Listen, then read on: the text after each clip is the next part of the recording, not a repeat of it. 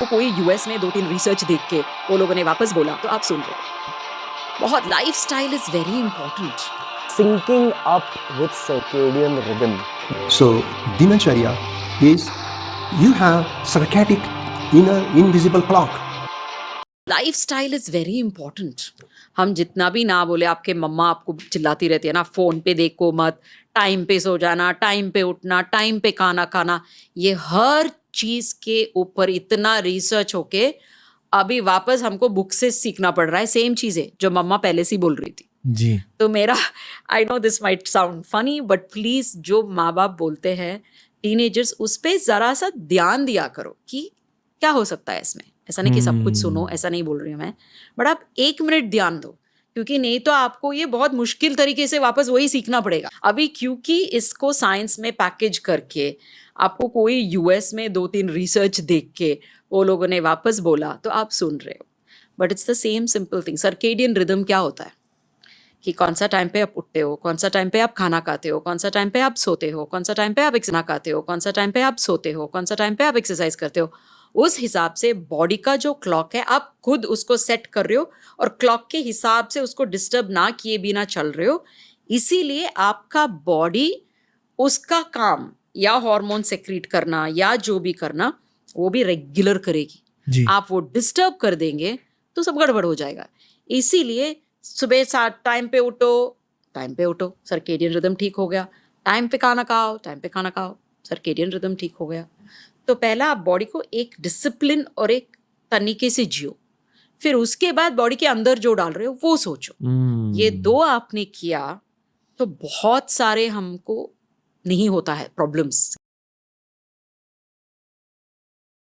Therefore, Dinacharya is an ancient Vedic art of unfolding the inner balance of the body, mind, and consciousness, and inner balance of observer, observation, and the thing to be observed.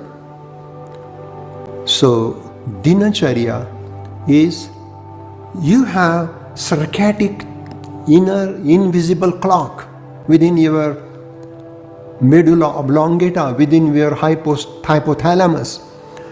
That biological clock, and the dina is a chronological time.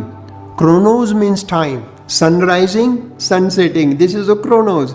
Chronological time and biological time should go hand in hand.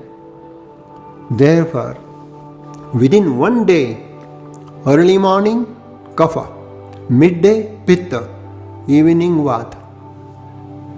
Again in the evening after sunset kapha, then early evening kapha, midnight pitta, and early dawn vata.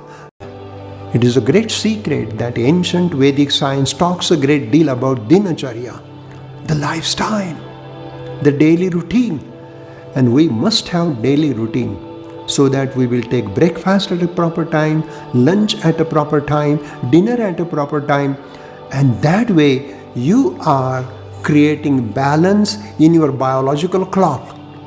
So biological clock and chronological clock can go together, and this is the harmony, the time.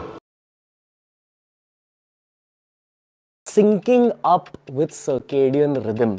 दिन में जब आप पहली बार सुबह को उठते हो तब बायोलॉजिकली आपकी बॉडी में क्या हो रहा है? एक हार्मोन होती है कॉर्टिसोल, जो एक्चुअली आपकी स्ट्रेस हार्मोन होती है, ठीक है। एक और हार्मोन होती है नॉरएड्रेनालिन, वो भी यूजुअली कॉर्टिसोल के साथ रिलीज होती है। जब आप वर्कआउट करते हो तब आपकी बॉडी स्ट्रेस में आ जाती है, यार कितना वेट उठाया, तब थोड़ा सा कॉर्टिसोल रिलीज हो जाता है। पर जब आप सुबह सुबह उठते हो ना, कॉर्टिसोल की एक छोटी सी बूंद रिलीज होती है आपकी बॉडी में, और उस बूंद की वजह से आप जग जाते हो। अब डॉक्टर ह्यूबरमैन के अकॉर्डिंग जब वो कॉर्टिसोल की बूंद निकलती है ना, सर्केडियन क्लॉक की भी शुरुआत होती है, आपकी बॉडी की नेचुरल क्लॉक की शुरुआत होती है। इस फेज में जब आपकी आंख खुली हुई है, आपको बाहर जाकर सनलाइट को महसूस करना है, कांच के थ्रू नहीं, फोन की लाइट के थ्रू नहीं, पर बाहर जाकर मैक्सिमम लुमिनोसिटी के बीचों बीच आपके रेटिनल गैंग्लियन सेल्स उस रोशनी को अब्सॉर्ब करके इस क्लॉक को ज्यादा स्ट्रॉन्ग कर देते हैं। आपके बॉडी में एक टाइमर की शुरुआत हो जाती है। ये आपके बॉडी का एक तरीका है अपने ब्रेन को समझाने के लिए कि यार देखो अब दिन की शुरुआत हुई है, एग्जैक्टली 9 से 12 घंटे बाद आपको अपनी क्लॉक को थोड़ी स्लो करने की जरूरत होगी।